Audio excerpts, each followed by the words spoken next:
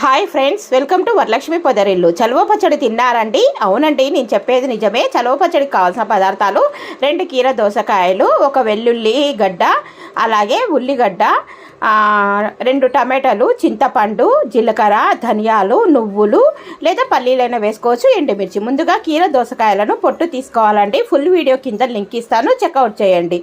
పొట్టు తీసుకొని చిన్న చిన్న ముక్కలుగా కట్ చేసి పక్కన పెట్టుకోవాలి. తర్వాత టమాటాలను కూడా చిన్న చిన్న ముక్కలుగా కట్ చేసి పక్కన పెట్టుకోవాలి. స్టవ్ మీద ఒక ప్యాన్ పెట్టేసుకొని అందులో 1 టేబుల్ స్పూను ఆయిల్ వేసేసుకున్న తర్వాత ధనియాలు, జీలకర్ర, నువ్వులు ఇవన్నీ వేసి అలాగే ఎండుమిర్చి వేసి వేయించుకోవాలి. చూడండి, వీడియోలు చూపిన విధంగా ఎర్రగా దోరగా వేయించుకోవాలి. ఇవన్నీ వేగిన తర్వాత వీటిని పక్కకు పెట్టేసుకోవాలండి. ఒక ప్లేట్లో పోసి పక్కన పెట్టేసుకుందాం.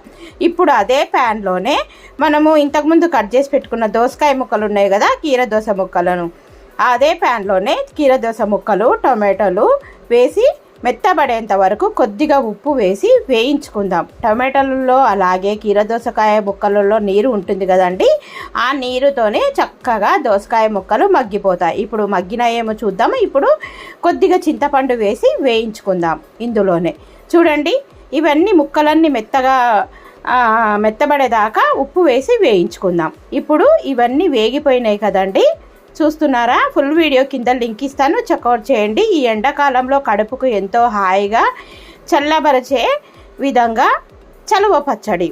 ఈ ముక్కలన్నీ వేగిపోయినా ఇప్పుడు పక్కకు పెట్టేసుకొని ఒక రోల్ తీసుకొని మనం ఇంతకుముందు వేయించుకున్న దినుసులన్నీ వేసి, ఎల్లిపాయలు వేసి, ఉప్పు వేసి బాగా మెత్తగా దంచుకోవాలి రోట్లో. మీకు రోట్లో దంచుకోవడం ఇష్టం లేకపోతే మిక్సీ కూడా వేసుకోవచ్చు, కానీ రోట్లో దంచుకుంటే సూపర్గా ఉంటుందండి.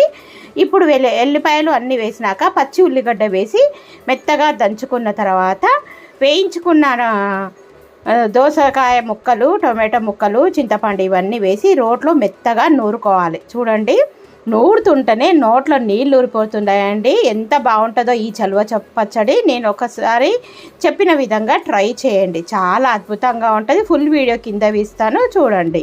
అలాగే ఒక పచ్చి ఉల్లిగడ్డ వేసి దంచేసుకుంటే నోటికి కడుపుకు ఎంతో హాయిగా ఉండే చలువ పచ్చడి రెడీ. ఈ పచ్చడిని ఇప్పుడు తాలింపు వేసుకున్నాం. అదే ప్యాన్లో 1 టేబుల్ స్పూన్ ఆయిల్ వేసి అందులో ఆవాలు, జీలకర్ర, ఎండుమిర్చి, అలాగే కరివేపాకు, ఇంగువ, ఇవన్నీ వెల్లుల్లిపాయ దంచి వేసి ఈ పచ్చడిని వేసి వేయించుకొని ఒక 2 నిమిషాలు స్టవ్ ఆఫ్ చేసి కొత్తిమీర చల్లి దించేసుకుంటే ఎంతో కమ్మనైన, నోటికి హాయిగా ఉండే, కడుపుకు హాయిగా ఉండే చలువ పచ్చడి ready. Thank you for watching. Please subscribe. Bye.